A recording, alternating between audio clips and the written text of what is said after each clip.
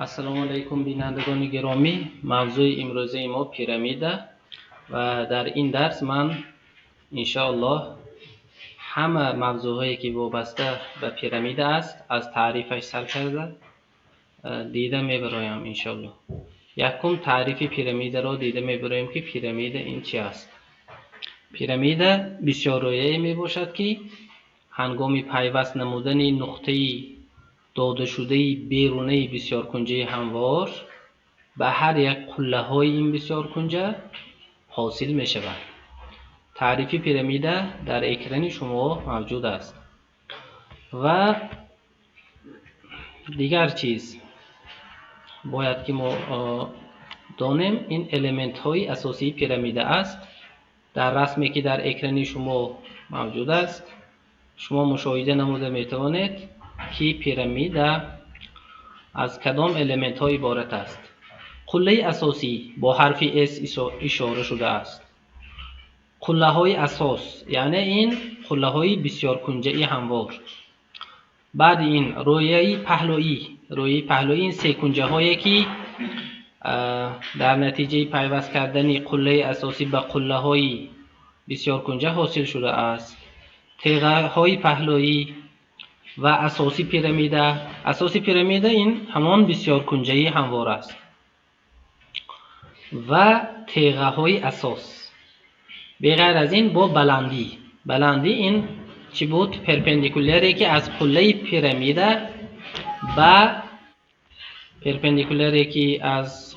پیرامید به چی فراورده شده است؟ به همواری اساس فراورده شده است. بغیر از این اپوفیم هست. اپوفیم را نیز شما باید دانید. اپوفیم این بلندی است که از قله پیرامید به تیغه پهلویی به تیغه اساس فراورده شده است. دوامی درس المنت های پیرامید. در این صحیفه اکنون شما قاعده های المنت های پیرامید را دیده مشاهده نموده می توانید. قله اساسی و قله های اساس قله های پیرامید می باشند. اساس و رویه های پهلویی سه کنجه های یعنی که سطح پیرامید را تشکیل می دهند. پارچه های قله اساسی را و قله های اساس پیوست کننده را تیغه پهلویی می نامیم. پارچه ای از قله به همواری اساس پرپندیکولر فراورده شده را بلندی پیرامید می نامیم. اکنون موضوع دیگر برش پیرامید با همواری. خیلی موضوع اساسی شما با دقت باشید. اکنون یک بسیار کنجه که طرفهایش پارچه های همواری رویه های پیرامید را برنده می باشد برش پیرامید نامیده می شود. عموما فرق ندارد چگونه همواری چگونه می برد پیرامید را. اگر با پیرامید ما یک همواری برنده المنت عمومی داشته باشد آن حتما برش را تشکیل می دهد. لیکن برش پیرامید که از قله اساسی آن می گذرد این سه کنجه است. انا برش و همواری برنده را در این رسم شما واضحاً خیلی خوب معاینه کرده می توانید. نگاه کنید. یک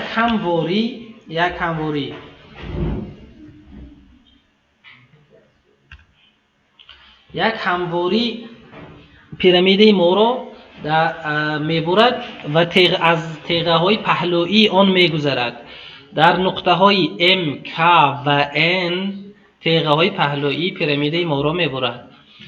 این همواری برنده نامیده می شود و برش باشد این بسیار کنجه یا در مثال ما سه کنجه MKN است.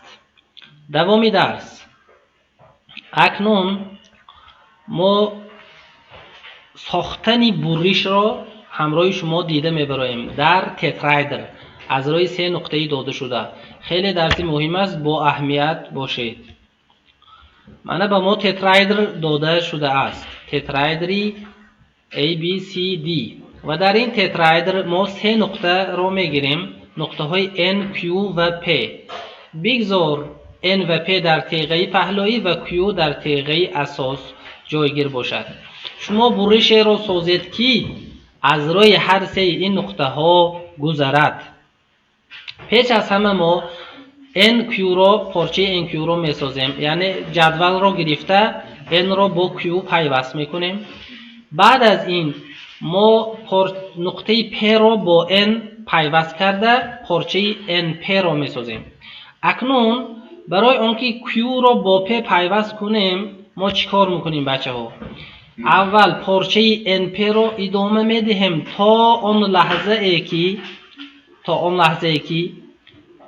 همین پارچه، یعنی ادامه همین پارچه NP با ادامه تیغه اساسی AS در نقطه A همدیگر را میبرند تا یکدیگریش بریده نه، هم پارچه NP و هم تیغه AC را ادامه میدهیم.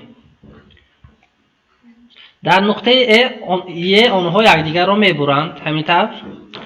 انا اکنون نقطه A را به نقطه Q پیوست میکنیم و خط راستی یک Q را میابیم. اگر بینیم خط راستی یک Q تیغه BC را در نقطه R یا که R میبرد. بعد از این ما چی کار میکنیم؟ اکنون R را با P پیوست میکنیم، در نتیجه برشی NQPRP ما حاصل شد. این برشی تتراهدر است. دیدید بچه ها خیلی خوب. اگر شما خطهای رو یاری دهنده رو گذرانده نتوانید یا که نگذرانید، احتمال است که این برش را ساخته نمیتوانید یا که برش شما خطا می شود. حتما به این موضوع دقت دهید. باز یک مثال دیگر، برش پیرامید را با همواره می سازیم که از نقطه های MNP گذرد. انا بینید پیرامید اساسش چارکنجه داده شدگی و سه نقطه در تیغه های پهلوی آن گرفته شده است. اینک اول ما نقطه های M و N را پیوست می نماییم، پارچه MN حاصل می شود. بعد این ما نقطه N را به P پیوست می کنیم که پارچه NP حاصل می شود. بعد این ما همین پارچه MN را ادامه می دهیم و خطی پارچه AB اساس را، تیغه اساس را نیز ادامه می دهیم. آنها همدیگر را در نقطه X می برند. معقول می؟ باز این چونین پارچه NP را ادامه می دهیم و تیغه اساس را BC را ادامه می دهیم. آنها همدیگر را در نقطه Y می برند. درست است؟ اکنون ما Y و X را چون کنیم به هم پیوست میکنیم. X و Y ایزی همواری برنده در همواری اساس می باشد. انا اکنون اگر ما X و Y را پیوست کنیم و پارچه اساس، تیغه اساس DC را ادامه دهیم، آنها همدیگر را در نقطه Z می برند. در نقطه چی؟ Z. اکنون ما Z را به P پیوست کرده ادامه داده ایستاده نقطه S را می یابیم که این خیلی اساسی است و مطلوب ما نیز همین چیز بود. انا پارچه PS را یافتیم و اینک نقطه S را به M پیوست کرده همواری برنده و برش را می سازیم. دیدید برش ما خیلی خوشرو شد.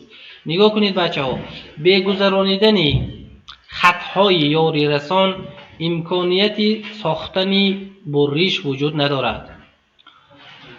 اکنون آمدیم موضوع پیرامید سربریده. تعریفش: قسم پیرامیده که در بین اساس و همواری و اساس پرالل برنده جایگیر است، پیرامید سربریده نامیده میشود. یعنی که اگر ما به پیرامیده گیریم و به اساس آن پرالل یک همواری را گذرانیم، قسمی که در بین همواری برنده و اساسی پیرامیده واقع می شود یک قسم پیرامیده، نام این پیرامیده سربریده است. اگر همواری به اساس پیرامید پارالل تمام تیغه‌های پهلوی پیرامید را برد چه حاصل میشه؟ چه کدام خاصیت ها هست؟ بریش و اساس به هم پارالل، این همواری بلندی و تیغه‌های پهلوی را به قسم‌های به هم متناسب جدا می‌کند. بسیار کنجه‌های بریش و اساس به هم مانند هستند. مثال پیرامید سربریده در اکران شما موجود است. به المنت‌های آن خیلی خوب با اهمیت دقت دهید. دوام درس. من دیدید یک بار دیگر اهمیت دید. S1 و SH، SA1 و SA، S1 و S3، SB1 و SB، همه اینها به هم متناسب هستند. متناسبیشان را من در فرمول آوردگی شما دیده استادید. اکنون و همواری اساس و همواری بریش، مساحت بریش و مساحت اساس به کوادراتی بلندی ها چنین متناسب هستند. یعنی که شما این فرموله را نیز دیده استادید. فرموله خیلی اساسی است. پیرامید منتظم چیست؟ اگر اساس پیرامید بسیار کنجه منتظم بوده، بلندیش از مرکز بسیار کنجه گذرد، یعنی از مرکز اساس گذرد، آن را پیرامید منتظم مینامیم. خط راستی که بلندی پیرامید را در بر میگیرد تیر پیرامید مینامند. پیرامید منتظم چنین خاصیت ها دارد: تیغه پهلویی برابر همش، رویه های پهلویی سه کنجه های به هم برابر پهلو. سوم خاصیتش بلندی هایی که از قله به اساس فراورده شدن به هم برابر هستند. بلندی های رویه پهلویی یعنی اپوفیما ها به هم چه بودند؟ برابر بودند در پیرامید منتظم. اینک پیرامید منتظم مساحت سطحی پررش برای یافتن مساحت اساس و مساحت سطحی پهلو را جمع میکنیم. مساحت سطحی پهلو باشد به نسب حاصل ضربی پریمتر اساس بر اپوفیما برابر است. دیگر چیز؟ پیرامید سربریده منتظم. اگر همواری به اساس پارالل پیرامید منتظم به دو قسم جدا کند، قسمی در بین اساس و همواری برنده جایگیر بوده را پیرامید سربریده منتظم مینامیم. برای مساحت سطحی پهلوی پیرامید سربریده منتظم را یافتن از تئورم 11 استفاده میبریم.